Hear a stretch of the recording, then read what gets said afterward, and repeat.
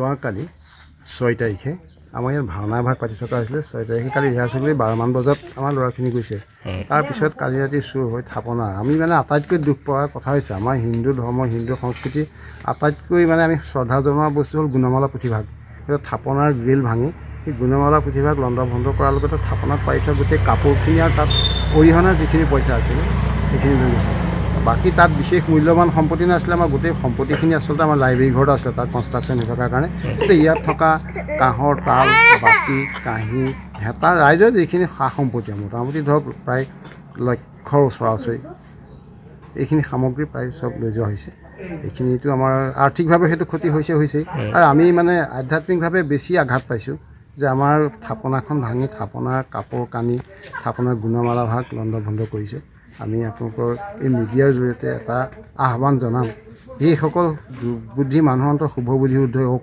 ধৰ্মীয় স্থানত এনেকৈ আঘাত হানি মানুহৰ অন্ততঃ ধৰ্মত আঘাত নিদিয়ক, তেখেতসকলক ঈশ্বৰ সুমতি প্ৰদান কৰক। সেইটোৱে আহ্বান জনাম। আমাৰনো আমি এই দুখৰ মুহূৰ্তত থানাত এজাহাৰ দিছোঁ। ইতিমধ্যে চতিয়া থানা আহি তেওঁলোকে তদন্ত আৰম্ভ কৰিছে। আমাৰ ইয়াত যোৱাকালি যিটো ঘটনা হৈ গ'ল তাৰ কাৰণে আমি কলবস্তি গাঁৱৰ সমূহ ৰাইজ গোপিনী সকলোৱে বহুত দুখ পাইছোঁ। সকলোৱে অন্তত আমি আঘাত পাইছোঁ। কাৰণ আমাৰ মেইন থাপনাৰ পৰা যিহেতুকে গুণমালা লণ্ড ভণ্ড কৰি তেওঁলোকে লক্ষাধিক টকাৰ সম্পত্তি উঠাই লৈ গৈছে।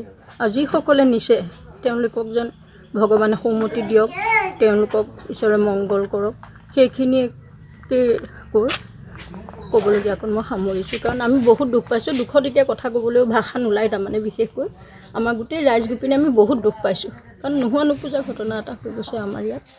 সেইটো কাৰণে আমি কষ্ট পাই আৰু বেছি নকওঁ দিয়ক, ইমানেই কৈছোঁ আৰু।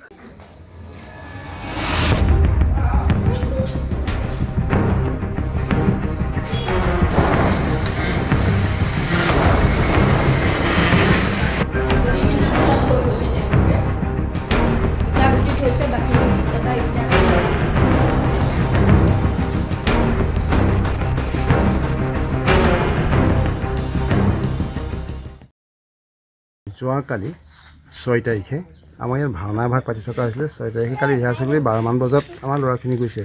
তাৰপিছত কালি ৰাতি চুৰ হৈ থাপনা। আমি মানে আটাইতকৈ দুখ পোৱাৰ কথা হৈছে আমাৰ হিন্দু ধৰ্ম হিন্দু সংস্কৃতি আটাইতকৈ মানে আমি শ্ৰদ্ধা জনোৱা বস্তু হ'ল গুণমালা পুথিভাগ। থাপনাৰ গ্ৰিল ভাঙি সেই গুণমালা পুথিভাগ লণ্ড ভণ্ড কৰাৰ লগতে থাপনাত পাৰি থোৱা গোটেই কাপোৰখিনি আৰু তাত অৰিহণাৰ যিখিনি পইচা আছিলে সেইখিনি লৈ গৈছে। বাকী তাত বিশেষ মূল্যৱান সম্পত্তি নাছিলে। আমাৰ গোটেই সম্পত্তিখিনি আচলতে আমাৰ লাইব্ৰেৰী ঘৰত আছিলে তাত কনষ্ট্ৰাকশ্যন হৈ থকাৰ কাৰণে। এতিয়া ইয়াত থকা কাঁহৰ তাল বাতি কাঁহী হেতা ৰাইজৰ যিখিনি সা সম্পত্তি মোটামুটি ধৰক প্ৰায় লক্ষৰ ওচৰা-ওচৰি এইখিনি সামগ্ৰী প্ৰায় চব লৈ যোৱা হৈছে।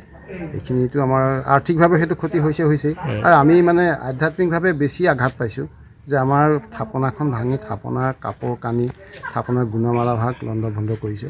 আমি আপোনালোকৰ এই মিডিয়াৰ জৰিয়তে এটা আহ্বান জনাম, এইসকল দুৰ্বুদ্ধি মানুহৰ অন্তত শুভ বুদ্ধি উদয় হওক।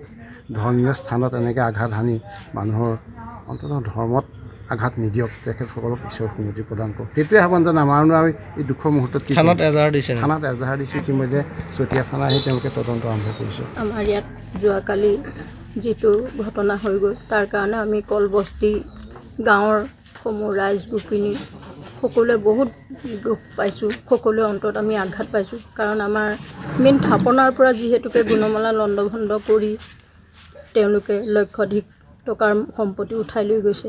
আৰু যিসকলে নিছে তেওঁলোকক যেন ভগৱানে সুমতি দিয়ক, তেওঁলোকক ঈশ্বৰে মংগল কৰক, সেইখিনিয়ে কৈ ক'বলগীয়াকৈ মই সামৰিছোঁ। কাৰণ আমি বহুত দুখ পাইছোঁ। দুখত এতিয়া কথা ক'বলৈও ভাষা নোলায়। তাৰমানে বিশেষকৈ আমাৰ গোটেই ৰাইজ গোপিনী আমি বহুত দুখ পাইছোঁ। কাৰণ নোহোৱা নোপোজা ঘটনা এটা হৈ গৈছে আমাৰ ইয়াত। সেইটো কাৰণে আমি কষ্ট পাই আৰু বেছি নকওঁ দিয়ক, ইমানেই কৈছোঁ আৰু।